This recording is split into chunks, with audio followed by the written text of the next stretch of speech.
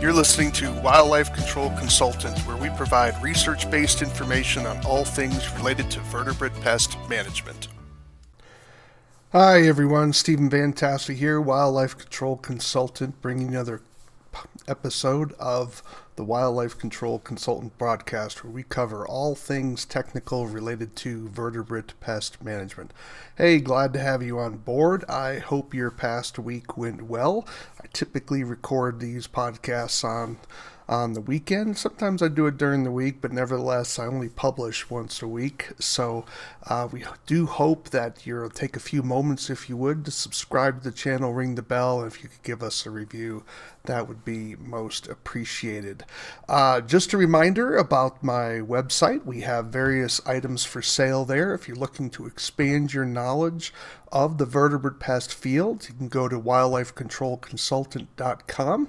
And if you scroll down, you can see some of the books that we have available, as well as some of the services, such as writing for you if you need some research done, also PowerPoint development, and also I do on-site training and remote training. If you are interested in some of those, definitely reach out to me.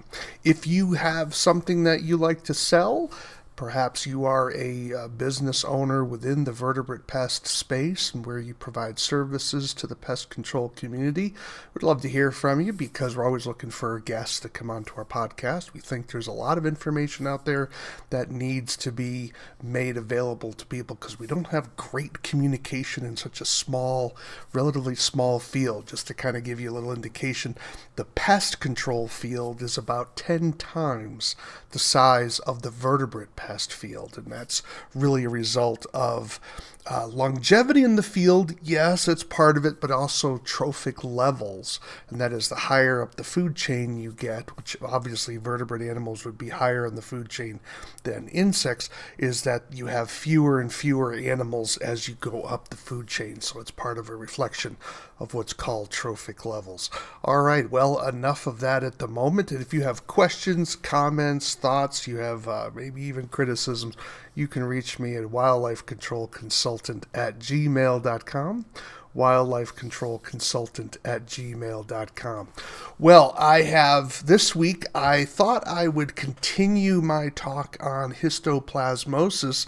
It has been, it's a relatively difficult topic. You know that I've already done histoplasmosis part 1 several weeks ago, and so if you're looking for some foundational material in understanding histoplasmosis, definitely reach that. And so I'm also going to just provide additional material.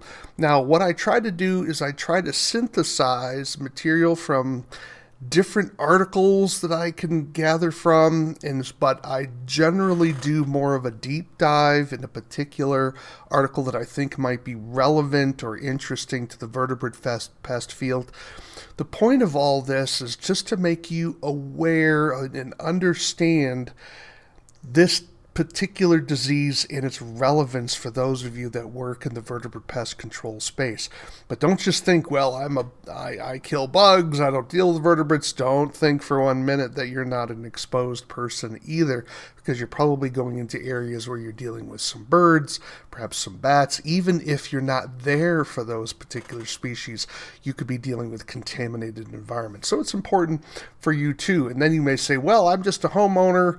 Why am I watching this? Well, the reality is that you can be impacted by histoplasmosis as well, even if you're not a pest control professional or a wildlife control operator. So histoplasmosis is a pretty significant disease. So we're going to just sort of add on some additional material here. So let me make sure I pull up my PowerPoint at this point and try to get that set up for you. So hopefully you're all able to see that. So we're dealing with just basically histoplasmosis part 2, and my tagline, of course, it's more prevalent than you might think. And so on that particular theme, which was a major theme of my previous presentation, and that is it's histoplasmosis infection can occur in areas beyond what is traditionally understood as the primary areas with histoplasmosis, things like the Ohio River Valley. You can see the green area on that little map there. That is the sort of the traditional area of where histoplasmosis is believed to occur. And of course, it does occur. It's not just believed, it does.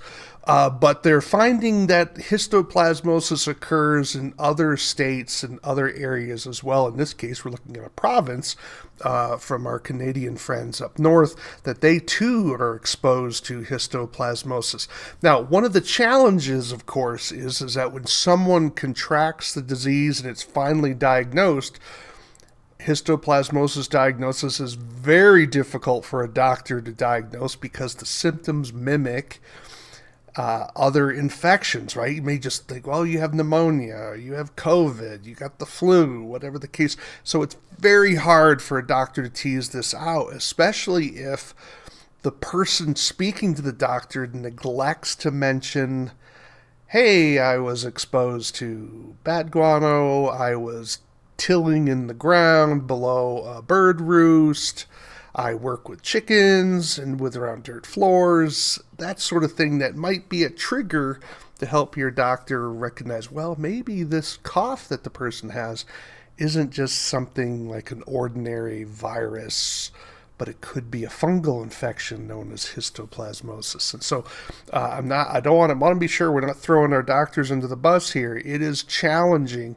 And oftentimes, if a doctor doesn't understand that histoplasmosis has been found in areas outside of what's called the endemic areas, that's that area in green that you're seeing on the map, they're not necessarily looking for it because they're trained not to be looking for zebras, right? So you don't look for zebras, and if you hear hoofbeats in the United States, you're not looking for zebras, you're looking for horses, right? Well, that's the idea. You're not looking for these outlier diseases. You're not like a Dr. House, if you're old enough to remember that series, right? Where he was always able to fight, always encountered these sort of really bizarre diseases that were just that were not usual, right? Just way, way out in the terms of the low probability of getting that.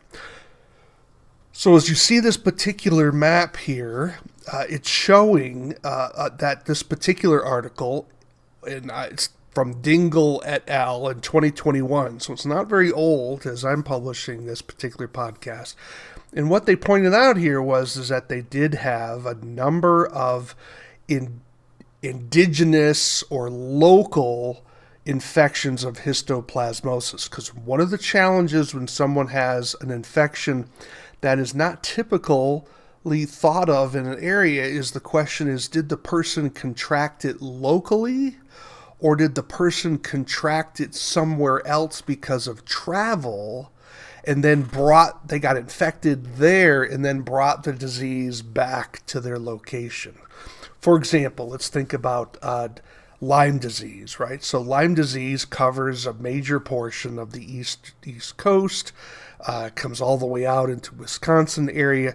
So if you're in Montana, for example, and you have Lyme disease, if you're diagnosed with Lyme disease, the question becomes, where did you capture that infection?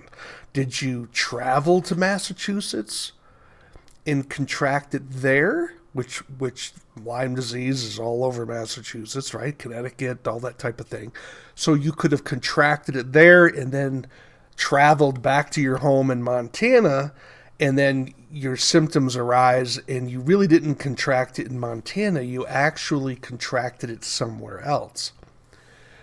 In this particular case with histoplasmosis in Alberta, is the researchers found that there were at least 15 people that contracted histoplasmosis locally. And that is, there wasn't sufficient evidence for the researchers to believe that they contracted elsewhere, because they would ask people, have you traveled outside of your province? And if the patient says no, well, then they couldn't have contracted it somewhere else. Hope that helps you understand. This is what makes it complicated. Let me give you another particular chart, and it shows how the relationship between people who have contracted histoplasmosis outside of Alberta, Canada, and people that have contracted it what's called locally. So you have imported cases, those are in blue, and then you have locally acquired cases in, I'll call that orange. Okay, so orange and bluish purple. I'm not great with my colors. I'm not colorblind, but whenever I call a color something, usually it's a lady telling me I'm wrong. So if you see the colors differently, that's fine. But just so you know that the lower portion of the bar is imported cases of histoplasmosis in Alberta, and where you have the horizontal line above that is locally acquired cases, okay? And so you can see here that there are some locally acquired cases that occurred in Alberta. Now, what happened with some of these folks in terms of what are some of the characteristics of these people that contracted this terrible infection? Well, they were 15 locally infected Albertans, right, that the researchers identified, and they said that 13 of them were male, 2 of them were female. Don't know how significant that is, other than typically men are involved in a lot more outdoor activities, construction, landscaping, working in buildings, that sort of thing, as opposed to women who tend to focus more on interpersonal type jobs, desk jobs, homemaking type jobs, and so their exposure level is probably significantly less. Now, where did these individuals believe that they got infected from? As the researcher would interview them and say, hey, what were some things you did, and basically trying to trigger a memory of where they might have contracted this histoplasmosis. 10 of the 15 said that they were around bat droppings or in that sort of, or I think construction. I have to look at the statement again, but bat droppings were the key element on that. One person was exposed by being in proximity to construction. 4 individuals, they weren't able to find something that they could identify as a possible exposure, whether memories go foggy, people just don't particularly know. Clearly, this is a challenge, right? Now, what was the average age? Well, we had the mean age, if memory serves, for this particular article, was about 47, and the range was between 17 years old and I think 63. But obviously,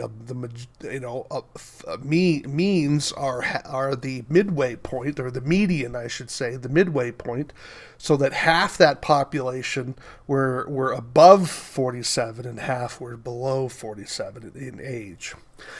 Now, how healthy were these individuals that contracted histoplasmosis? Well, 3 had strong immunity. So there was nothing wrong with them medically that they were aware of or that researchers were aware of.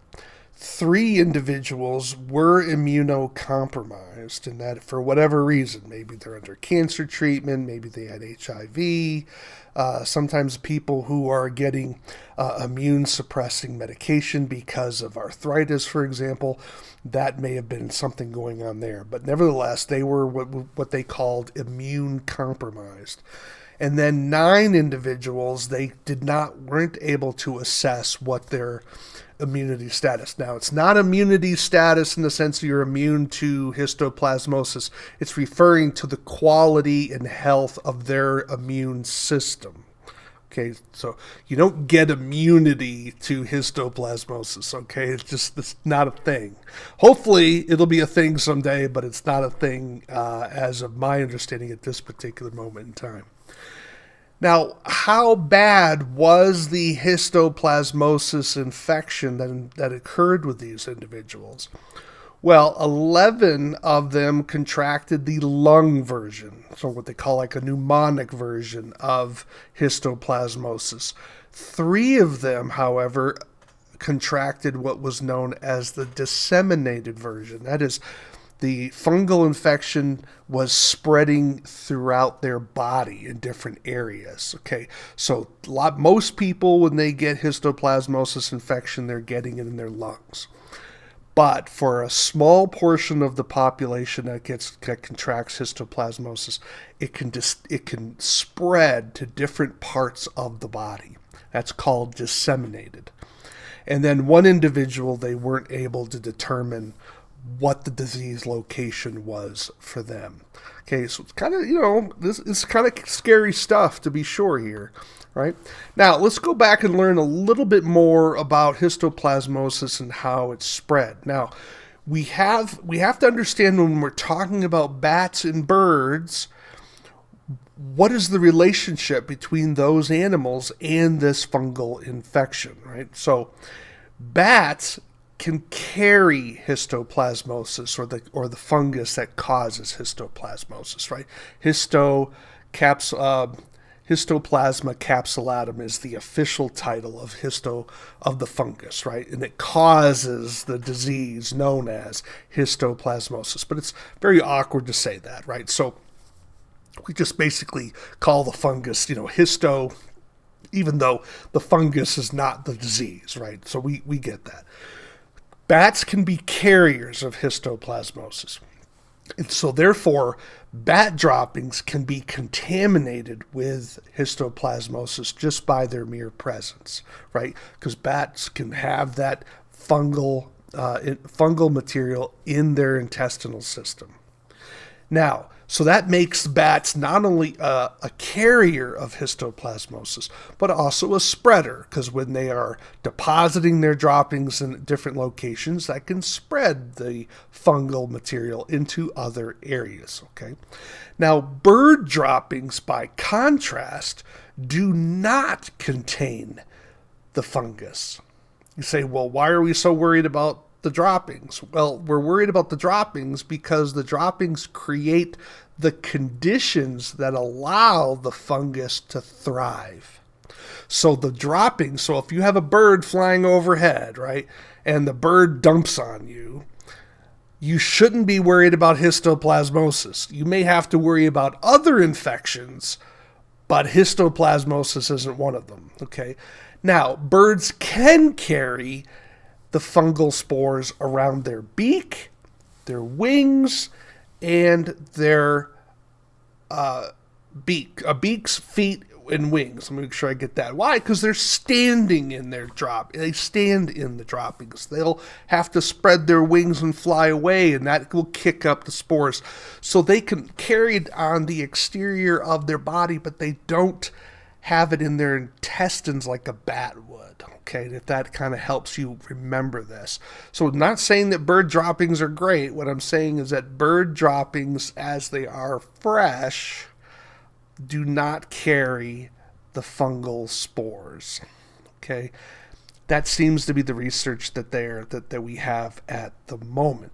But birds can spread the fungus on the exterior of their body, right? Because they're walking around, dropping material, and that could be growing the fungus. All right, so you can see how being specific and technical makes this a little bit more complicated in terms of our understanding, right?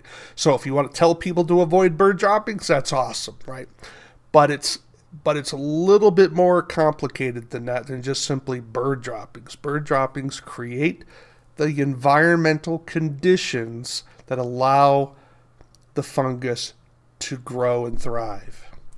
Bat droppings contain the spores, or they can contain the spores, where the bird droppings won't. But so bat droppings can contain it and create the conditions favorable for histoplasmosis growth. Bird droppings don't contain the fungus, but they create the conditions that allow the droppings to go. So a bird may have go to an area, scratch in the ground, pick up some histoplasmosis spores on its feet, transfer it over to an area where there's a roost, and walk around in the droppings, and all of a sudden it's depositing some of those spores in the droppings. The droppings are great soil for the fungus, and the fungus is able to grow. Okay? Yeah, it's being precise is difficult because people just want snappy answers, right? But you can't just have snappy answers per se with histoplasmosis. It's a complicated disease. Let me rephrase this a little bit differently. Bats can be infected with histoplasmosis, thus their droppings can spread it. Bird droppings create the conditions favorable to the fungus. Okay? All right, hope that helps you kind of keep that straight a little bit. Now, remember, the fungus thrives in nitrogen-enriched soil. So, bat droppings have nitrogen in them. Pigeon droppings have nitrogen in them. Poultry droppings have nitrogen in them. And the fungus particularly thrives in poultry houses that have dirt floors. So this is going to be something that we need to be thinking about as pest control professionals. The rise of people who are having backyard chicken houses and this sort of thing, how is that going to impact the amount of histoplasmosis, or we should say maybe the concentration of histoplasmosis in our urbanized communities? I don't have an answer for that, right? But I'm just throwing that out there, because some people have been infected with histoplasmosis when they were rototilling soil, right? So clearly that soil had to have been contaminated with the fungal spores.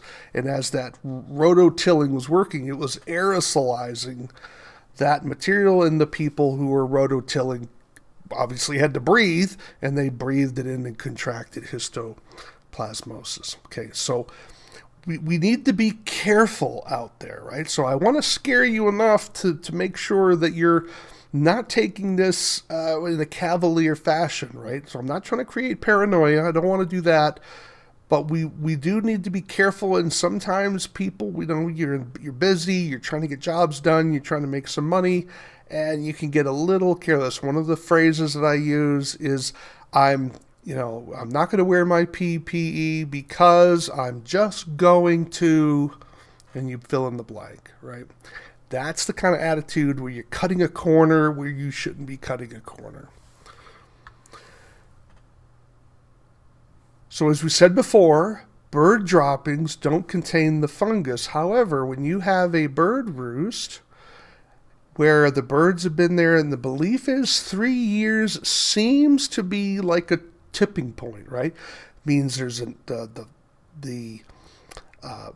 there's enough droppings there to really enrich the environment with nitrogen, and it's creating the conditions that allow that fungus to thrive.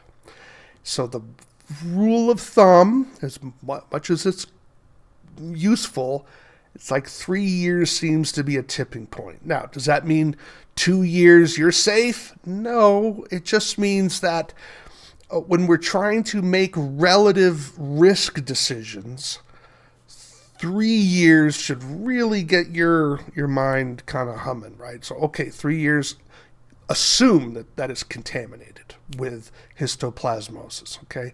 And this, again, soil area, soil's exposed to bird roost, just assume that you are in a contaminated area, flashing red, make sure you're wearing your PPE that you should be wearing to protect yourself if you're disturbing that material, okay? Now, what are some low-risk areas? All right, so fresh bird droppings on sidewalks, not really a histoplasmosis threat, right? It's not soil. Sidewalks tend to be exposed to sunlight. Sunlight is devastating to fungal material, right? It's UV radiation. It's also going to be relatively dry. And also bird droppings don't carry the fungus, right? Same thing when we're dealing with Canada goose droppings. Canada goose droppings don't appear to contain histoplasmosis spores. The Canada geese carry a host of other things, just like other birds, but histoplasmosis doesn't seem to be associated with Canada goose droppings. Okay, well, that's so, hey, we'll take the good news when we can get it. But we always want to remember, poo is bad. Be careful when you're dealing with it, right? So whether it's histo, there's other things that bird droppings can carry besides creating conditions for histoplasmosis, right? So be careful around poo. Don't just get cavalier with it. Poo is bad. Don't touch that, right? Or make sure you're prepared on how you're handling it. So as we've covered already, we noticed that bats are carriers of histoplasmosis because they carry it in their system and they shed it in their feces. Birds can be carriers of histoplasmosis, not necessarily internally to them, but they can carry it in their wings because their wings can gather the fungal spores around their beak, of course, and of course on their feet. So they can then spread the fungal spores to different areas. But other animals can contract histoplasmosis as well. It's not just simply humans that contract this disease, okay? So you have large cats can carry it, skunks can carry it, raccoons can carry it. So it can affect them as well. And here's the kicker, right? One study found that less than 30% of the victims of histoplasmosis reported exposure to bat and bird droppings. That should trouble us as vertebrate pest professionals. This is because what it could mean is, one, that people's memories are poor, and that certainly can be the case, right? But it can also mean that just because someone doesn't have bird control or bird guano control or bat guano control being done on their particular property doesn't mean they can't be exposed. There was one study, I think it was out of Illinois, that found that bridge workers were working on a bridge that had bats in it. And of course, they're using high-powered sprayers and this sort of thing. They're banging on the concrete and they're stirring all that material up. That people who were living 100 yards away contracted histoplasmosis. Of course, they were downwind, right? So you wonder if some of our activities in the vertebrate pest field could be infecting people that we're not even aware of, right? I don't know. I'm just simply saying that it's a possibility, and it's important for us when we're doing guano cleanups that we're thinking about where is the airflow, where are those particles possibly going, and it's something that you need to be sure you're considering. What are some of the risk factors for contracting histoplasmosis? Well, it tends to be, and again, this is what is the key groups that contract this disease. People over 50 years old, people that are immunocompromised, they tend to be non-white, and smokers. Now, one of the key symptoms of histoplasmosis is a persistent dry cough, right? So you may be coughing a lot, but there's no production that's coming from the phlegm in your lungs. Now, understand, you say, well, I'm not any of those things, so my cough can't be histoplasmosis. Be careful of self-diagnosing, folks, right? When we're looking at these risk factors, we're saying that this tends to be the majority of people, but that doesn't mean there isn't a lot of people who are outside of that majority, right? You can have, sometimes when you're dealing with multiple categories of individuals, a majority might be 25%, but that means 75% are infected in other ways, right? It just may be, each of those categories may be less than 25%. Now, here was an interesting case study that occurred out of the state of Michigan. If you look at the diagram here, you will notice two main buildings, and sanitation workers, janitors to say, were doing some work on a roof, sweeping bird droppings off of the roof. And what happened is you had individuals in the next building who were downwind. As you can see, the wind is coming in from the northwest up here, right? So they're sweeping and they're pushing the droppings down to the ground below. I had several stories. You can see it's a 6th floor building. And the dust spread across the lawn that separated the two buildings, and then went into the open windows where workers were working in the other building. And there were 18 cases of acute histoplasmosis infection. Occurred in Michigan in late 1993. There were 4 inches of pigeon and starling guano. And there was a 6 square meter graded in preparation for paving. So they were like clearing away an area on the ground for paving. So individuals in this particular area contracted histoplasmosis infection. So it's serious and something that we need to definitely think about when we're stirring up guano. Now here's an example of some raccoons that contracted histoplasmosis infection in California. Now, what were the symptoms of these raccoons? They were lethargic, pale. I mean, most people, remember, these are, rehabbers and vets who are able to get up close and personal with raccoon, typically a wildlife control operator. You look kind of pale today, Mr. Raccoon. Well, typically they're looking, very close, look at that skin, something that we normally don't do. They were very weak and they were vocalizing. Now, these were juveniles, and they weren't fully mature yet in terms of the raccoons. In other words, they weren't weaned yet, okay? Found in Northern California in September 2012. January 3rd, 2013, one pup became sick and died. And the other 2 had similar symptoms to that pup, and they died about almost 2 weeks later.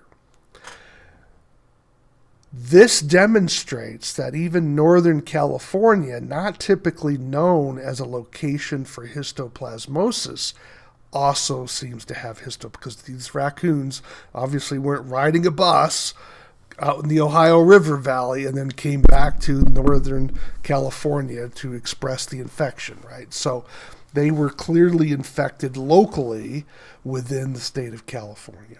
So those of you that live in the California region, you need to be thinking, histoplasmosis is there as well. So the bottom line I want you to take away here is just because you're not in an endemic area with histoplasmosis doesn't mean histoplasmosis isn't where you are or can't come to where you are, okay? So be careful when you're dealing with bird guano and bat guano, and make sure you're protecting yourself and you're protecting your clients. Even if you don't deal with guano cleanup, make sure you're letting your customer know if they do want this stuff cleaned up, there needs to be a process to at least protect the workers involved, but also to protect bystanders in the area who are downwind from that as well. Let me give you a final quote. It's kind of long, but I think it's important. This comes from Middle et al. In 2019, and this is what was written. H. capsulatum is the most prevalent endemic fungus worldwide. Nevertheless, histoplasmosis remains under-recognized, and it is thus under-reported. The disease caused by H. capsulatum has a wide range of presentations and varying degrees of severity of clinical manifestations that impact treatment decisions.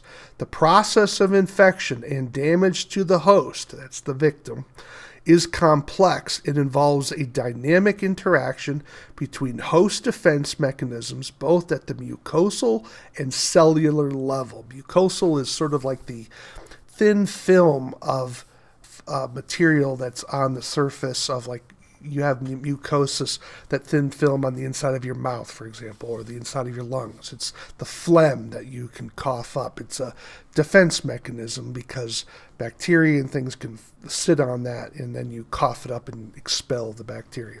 Well, those are some of the defenses that we have against histoplasmosis. And the pathogens, evasive and reactive responses. Just like we have defenses, the pathogen, in this case histoplasmosis, has ways to overcome those defenses. If the pathogen is successful, in other words, it can start growing in our bodies, it can cause acute, local, or disseminated disease, or develop a latent state within tissue granulomas with the potential for reactivation.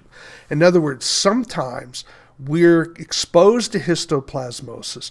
Our body is able to sort of encapsulate it or keep it suppressed. And so the histoplasmosis is not dead. It's still there, waiting for when our immune system begins to weaken so that it can reemerge or reactivate. So it can be like a ticking time bomb waiting for the right conditions to start over again.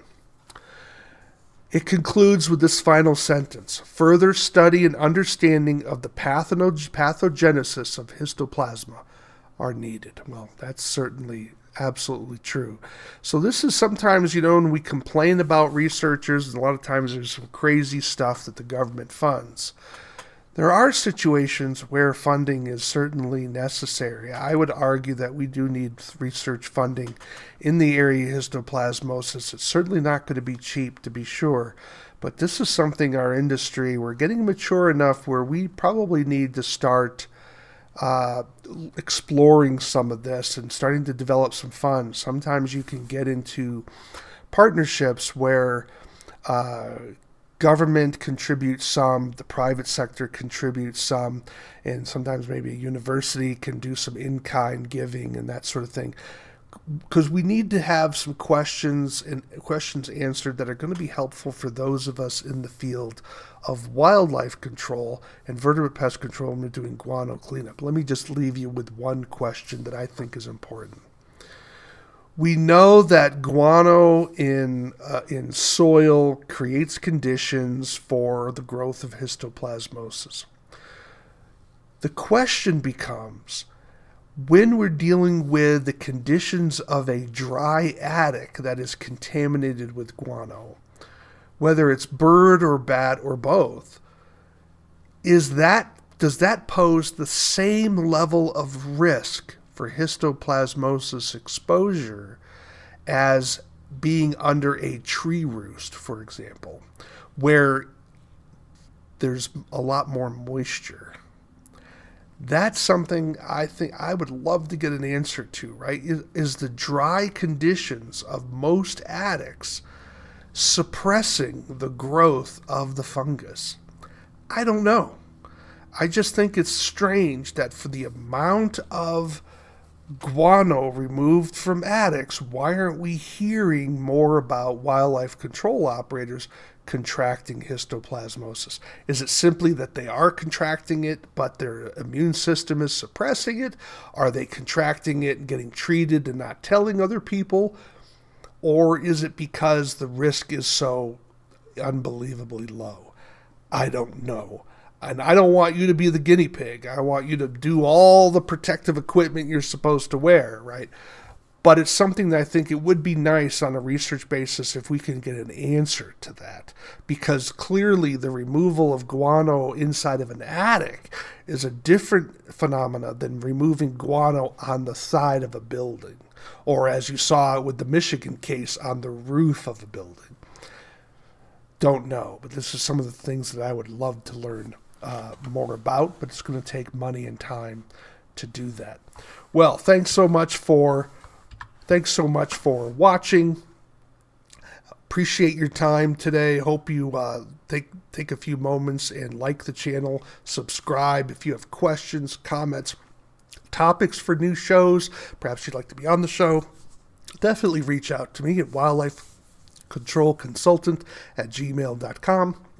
wildlifecontrolconsultant@gmail.com. We'd love to hear from you. And then, of course, if you're looking for training, if you're looking for help with your PowerPoints, because we're getting, maybe some of you are going to be doing some training next fall during the training season. We'd love to be able to talk with you about that, or perhaps you have some research or writing that you would like to have done. Would love to hear from you again. wildlifecontrolconsultant@gmail.com. Take care, everyone. Bye-bye. This is the disclaimer for Wildlife Control Consultant Podcast. Vertebrate pest control is an inherently dangerous activity involving risk of bodily injury to you, others, and/or property. Vertebrate pest control also involves legal issues, so be sure to always follow national, state, provincial, and local laws when using pesticides and/or other control methods when controlling pests.